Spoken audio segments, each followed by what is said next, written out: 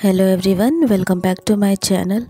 अगर आप चैनल पर न्यू हो तो प्लीज़ चैनल को सब्सक्राइब और वीडियो को लाइक कर देना। तो चलिए वीडियो स्टार्ट करते हैं। लास्ट पार्ट में हमने देखा था कि प्रिंस वांगजी और वेइंग के बीच की जो गलतफहमियां थी वो सब दूर हो गई थी। वांगजी और वेइंग अपने अपने कमरों में लेटे हुए थे। इधर वेइंग को बिल्कुल भी नींद नहीं आ रही थी। वो अपने बिस्तर पर करवटें बदल रहा था। उसे अपने शरीर में एक साथ गर्मी और ठंड दोनों का ही एहसास हो रहा था। तभी वेइंग अपनी पोनीटेल को कसकर बांध लेता है ताकि उसकी बेचैनी कुछ कम हो सके, पर इस सब से कोई फ़र्क नहीं पड़ा। उसकी कंडीशन पहले की जैसी ही रही। उसे लगा कि किसी चीज़ की कमी है, इसीलिए वेइंग ने अपने सर के नीचे से तकिया उठाई और उसे टाइटली हग कर लिया, जैसे कोई उसका अपना हो। पर इससे भी कुछ नहीं हुआ। फिर कुछ देर बाद वेइंग बेड पर लेटे लेटे अपने कमरे की खिड़की की ओर देखने लगा और सोचने लगा कि न जाने कितनी देर से वांगजी सड़क पर ऐसी कंडीशन में रहा होगा। वेइंग काफ़ी देर अपने बेड पर ही लेटा हुआ था, पर तभी उसके बगल के कमरे में कुछ गिरने की आवाज़ आई। वो जल्दी से बेड से उठ गया। वांगजी और उसकी चोटों के बारे में सोचकर वेइंग ने अपनी स्लीपिंग रोब्स पहनी हुई थी। वो जल्दी जल्दी अपने बगल के रूम के पास पहुंचा और उसका दरवाज़ा खटखटाया, पर अंदर से कोई आवाज़ नहीं आई। कुछ देर बाद वेइंग ने फिर दरवाज़ा खटखटाया और धीरे से कहा, वांगजी, पर इस बार भी कोई आवाज़ नहीं आई। वेइंग ने सोचा कि कहीं फिर से किसी ने वांगजी को किडनैप तो नहीं कर लिया। उसने फिर एक बार दरवाज़ा खटखटाया और कहा, वांगजी, मैं अंदर आ रहा हूँ। वेइंग जब कमरे के अंदर गया तो वहाँ बिल्कुल अंधेरा सा था। उसने कहा, वांगजी। कुछ देर बाद की आवाज़ आई। वेइंग को बेड के कोने पर वांगजी बैठा हुआ दिखाई दिया। उसने कहा, वांगजी, तुम ठीक तो हो ना? मुझे कुछ आवाज़ आई थी।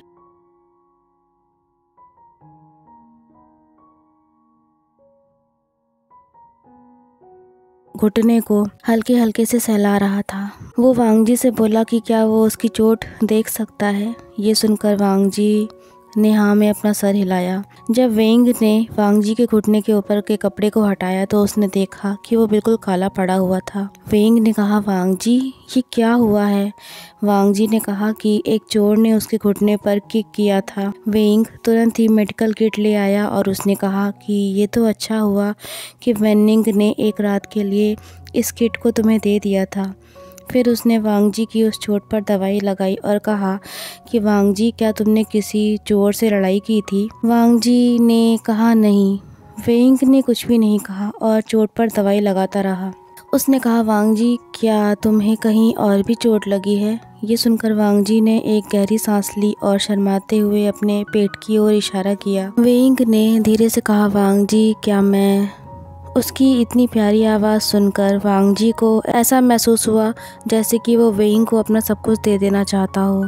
वेइंग ने धीरे से वांगजी की कमर के ऊपर से जो बेल्ट थी उस पर हाथ फेरा। फिर धीरे से वांगजी के कपड़ों को निकाला तो देखा कि वांगजी की पसलियों के नीचे पर काफ़ी बड़ी चोट थी। ऑइंटमेंट सूख गया था, इसलिए वेइंग ने मेडिकल किट में देखा कि कुछ और भी है क्या उसमें। मेडिकल किट में ऑइंटमेंट, नीडल किट, धागा, हर्ब जिससे कि खून को बहने से रोका जा सके, और एक शीशी थी जिसमें कि लौंग की तेल की स्मेल आ रही थी। वेइंग ने कपड़े पर ऑइंटमेंट लगाया और अपने काम को करने लगा। वांगजी ने धीरे से कहा कि मैं ग्राउंड से इसलिए नहीं उठा क्योंकि मैं उठ ही नहीं पा रहा था। वेइंग बिना कुछ कहे वांगजी की चोट पर दवाई लगाता जा रहा था क्योंकि उसे लग रहा था कि वांगजी उसे कुछ इम्पोर्टेंट बात कहना चाहता है। वांगजी ने कहा कि चोर ने उसे ना उठने का ऑर्डर दिया था। चोर ने वांगजी को मारा, उसके पैसे भी लूट लिए और वहाँ से चला भी गया, पर वांगजी की ऐसी कंडीशन हो गई थी कि वो अपनी जगह से उठ भी नहीं पाया। वेइंग ने वांगजी के पेट पर जो चोट लगी थी उस पर हल्की सी फूंक मारी और वांगजी की ओर देखने लगा। उसे याद आ रहा था कि प्रिंस वांगजी उसे किस हालत में मिले थे। वांगजी बहुत दुख भरी निगाहों से वेइंग की आंखों की ओर देख रहा था। उसने धीरे से कहा, वेइंग, हमेशा से ऐसा नहीं था। ये सब तब शुरू हुआ जब मैं 15 साल का था। कुछ महीनों पहले जब डार्क फेयरी मुझे उठाकर ले गई थी, किसी को भी नहीं पता था कि क्यों और कैसे मेरे ऊपर ये श्राप आ गया। मैं तो पैलेस छोड़ करके भी कहीं नहीं जाता था। तो किसी को मेरे प्रति नफ़रत की भावना की उम्मीद भी काफ़ी कम थी। फिर कुछ टाइम बाद मेरे भाई लान शीचेन को शक हुआ कि किसी जादूगर का जादू था जो उल्टा पड़ गया था, जबकि वो वांग जी के लिए था ही नहीं। वांग जी ने कहा, वेंग, जब डार्क फेयरी मुझे उठाकर ले गई तो उसे पता चला कि मुझे श्राप मिला है। उस डार्क फेयरी ने मुझे ऑर्डर दिया कि मैं बिल्कुल भी मूव ना करूं जब तक वो गुफा तक ना पहुंच जाए। वहां पहुंचकर उस डार्क फेयरी ने वांग जी के चेहरे के ऊपर से कपड़ा हटाया और कहा कि वांग जी, अब तुम्हें खुद को चोट पहुंचानी है। ये सुनते ही वेंग की नज़र वांग जी के सीने और कंधे पर पड़े चोट के निशान और गहरे घावों पर चली गई। वांग जी ने एक गहरी सांस ली और कहा, वेंग, उस डार्क फेयरी ने मेरी तलवार, जिसका नाम बिजेन था और उसमें स्पिरिचुअल पावर्स थी, उसे मुझे मेरे खिलाफ यूज़ करने पर ही मजबूर कर दिया। इसीलिए वेंग, मैं अपनी तलवार साथ लेकर नहीं चलता हूँ, क्योंकि वो मेरे और दूसरों के लिए खतरनाक है। उसने कहा कि वेंग, एक चाकू भी खतरनाक ही होती है, लेकिन उससे हादसे होने का डर कम रहता है, और चाकू को हम स्टिचेस और कपड़ों को काटने में यूज़ भी तो कर सकते हैं, जिससे कि बैंडेज बनाई जा सके। वेंग ने कपड़े को नीचे रख दिया और वांग जी की ओर बहुत प्यार से देखने लगा और कहा, वांग जी, ये तो काफ़ी अच्छी बात है तुम्हारी। ये सुनकर वांग जी ने एक सैड सी स्माइल दी, जिसको देखकर वेंग का दिल टूट गया। वांग जी ने कहा, वेंग, अब तो तुम्हें गुसो के श्रापित प्रिंस के बारे में पता ही चल गया है। वेंग ने कहा, वांग जी, मुझे इस बारे में पहले से ही डाउट था। वांग जी ने कहा, वेंग, क्या तुम्हें पता था? वेंग मुस्कुराया और कहने लगा, वांग जी, मुझे सिर्फ शक हुआ था, क्योंकि जिस रात हम मिले थे तुम मुझसे लड़ने के लिए आतुर थे, पर कुछ देर बाद तुमने आसानी से अपनी हार मान ली। उसने कहा, वांग जी, मुझे कुछ समय लगा था एक एक पीस को जोड़ने में। तभी वांग जी ने बीच में बात काटते हुए कहा, पर वेंग, उस रात के बाद तुमने कभी मुझे ऑर्डर नहीं दिया। वेंग ने कहा कि मैं ऐसा क्यों करता? लोग अक्सर अपनी पावर का इस्तेमाल करते हैं जब उनको एहसास हो जाए इस बात का कि उनके पास कोई पावर है। इसके बाद वो दोनों फिर एक बार एक दूसरे की ओर देखने लगे। काफ़ी देर तक वो दोनों ऐसे ही बैठे रहे। वांग जी के कपड़े उसके कंधे के नीचे उतरे हुए थे। तभी उसने आगे बढ़कर वेंग की बिखरी हुई पूरी टेल को छुआ। उसके बाद वो अपना हाथ वेंग के गाल पर ले आया और धीरे से कहा, वेंग। वो वेंग को अपने बहुत करीब ले आया था। तभी वेंग वांग जी के गोद में जाकर बैठ गया। उन दोनों का चेहरा बिल्कुल आमने सामने था। वेंग ने अपने लिप्स वांग जी के करीब लाने से पहले धीरे से कहा, वांग जी। उन दोनों के बीच में एक किस हुआ, पर वो नदी के किनारे पर जो किस हुआ था उससे अलग था। इस किस की फीलिंग अलग थी। एक अपनापन था, एक प्यार था, एक ऐसी फीलिंग थी जो शायद शब्दों में बयान नहीं हो सकती थी। वांग जी और वेंग एक दूसरे को डीपली और पैशनेटली किस करने लगे। वेंग को वांग जी की बॉडी से चंदन जैसी महक आ रही थी। इतना ट्रैवल करने के बाद भी वांग जी ने अपने हाथों से वेंग की कमर को पकड़ लिया और उसे अपने और करीब ले आया। वेंग बहुत ध्यान से प्रिंस वांग जी के लिप्स, उनकी मुस्कुराहट को देख रहा था। उन दोनों की बॉडी काफ़ी हॉट हो गई थी। वांग जी ने वेंग की टंग से अपनी टंग को रोल करने लगा, जिसकी वजह से वेंग की आह से निकल गई। वेंग ने अपनी बॉडी को वांग जी की बॉडी से बिल्कुल सटा लिया था। उसे वांग जी के बॉडी पार्ट्स, उसके थाइस और उसके हर एक बॉडी मसल्स का एहसास हो रहा था। तभी वांग जी ने वेंग के रेड रिबन को ओपन करके उसके बालों को उसकी पीठ पर कर दिया। वो दोनों एक दूसरे को प्यार करने के लिए बेताब थे। उन दोनों से अब रहा नहीं जा रहा था। वांग जी ने अपने कपड़े और वेंग ने अपने कपड़े निकालकर ज़मीन पर फेंक दिए।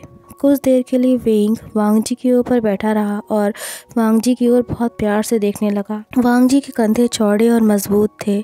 चांद की रोशनी में उसके शरीर पर पड़े निशान चमकने लगे।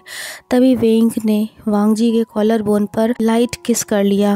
वांग जी के हाथ वेंग की पीठ पर धीरे धीरे ऊपर नीचे हो रहे थे। इसे वेंग मौन करने लगा था। तभी वेंग ने वांग जी के चेहरे को अपने हाथों से पकड़ा और कहा, लज्जा, मैं चाहता हूँ कि तुम मुझे ऑर्डर दो। वांग जी को एक पल के लिए यकीन नहीं हुआ कि वेंग ये कह क्या रहा है। वेंग मुस्कुराया और वांग जी की नाक से अपनी नाक को टच करने लगा और कहा कि वांग जी, तुम इस पर क्या कहते हो? अगर मुझे लगेगा कि रुकना है तो मैं तुम्हें बोल दूंगा, लेकिन मुझे लगता है हमें इसमें मज़ा आएगा और तभी वांग जी ने बीच में ही बात को काट दिया और वेंग की कमर को कसकर पकड़ा और उसे बेड पर नीचे लेटा दिया।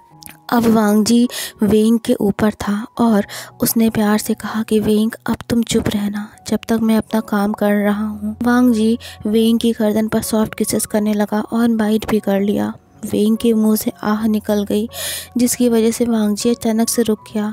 वांग जी की नज़र वेंग की नेकेड बॉडी पर पड़ी। उसने कहा, वेंग चुप, नहीं तो मैं रुक जाऊंगा और फिर कुछ भी नहीं करूंगा, तुमसे प्यार नहीं करूंगा।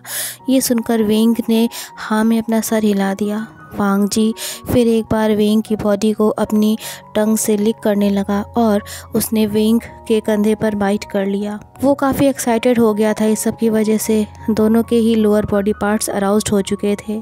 वांग जी ने जैसे ही वेंग के उस पार्ट को टच किया, वेंग मोन करने लगा। वेंग का फेस बिल्कुल रेड और हॉट हो गया था।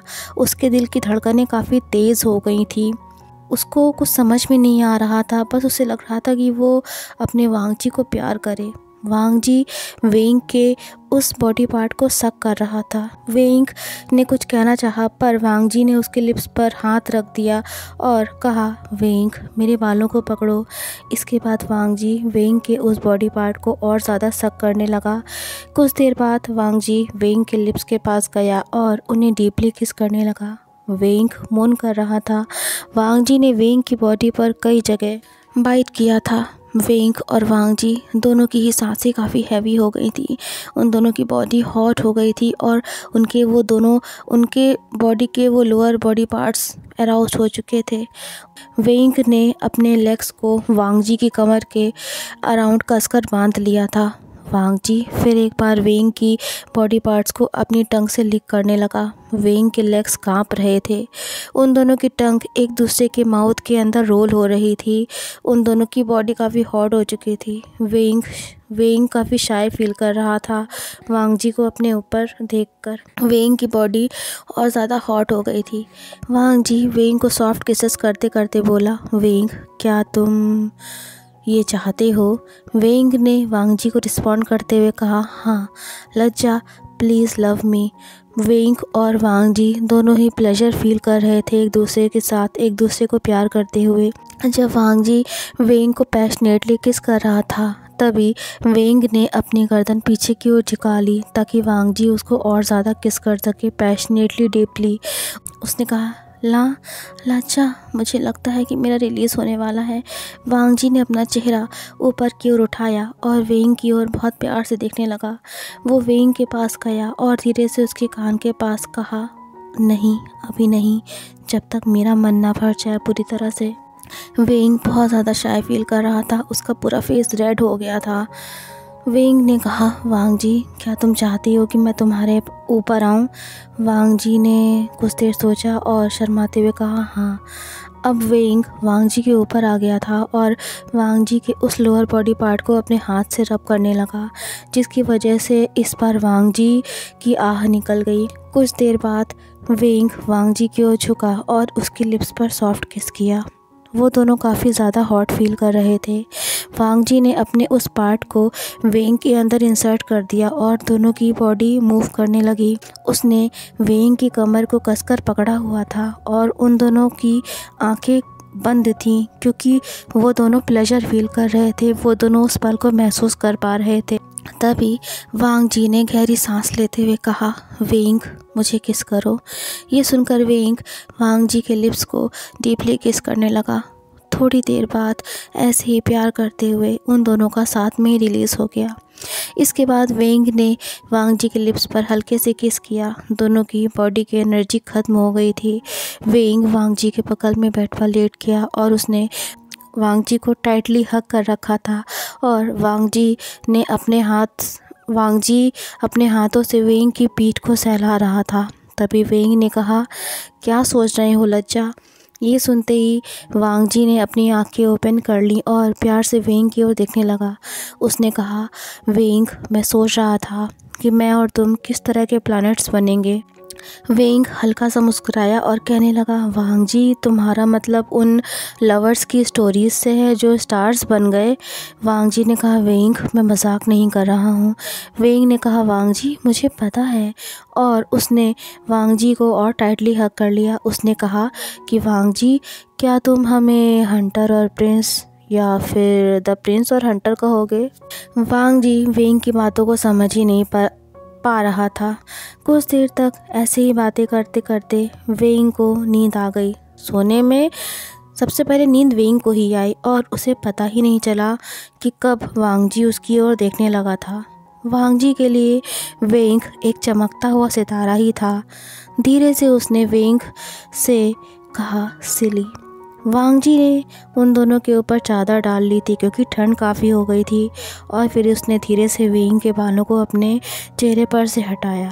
वो बहुत प्यार से वेंग की ओर देख रहा था। उसने कहा कि इस प्लानेट का नाम वांगशियान होगा। सो गाइस, यहीं पर हमारा आज का ये पार्ट एंड होता है। आप सबको कैसा लगा आज का वीडियो मुझे बताना ज़रूर। और अगर आपको आज का पार्ट अच्छा लगा हो तो वीडियो को लाइक और शेयर कर देना। तो फिर मिलते हैं आपसे नेक्स्ट पार्ट में। Till then, take care and bye bye.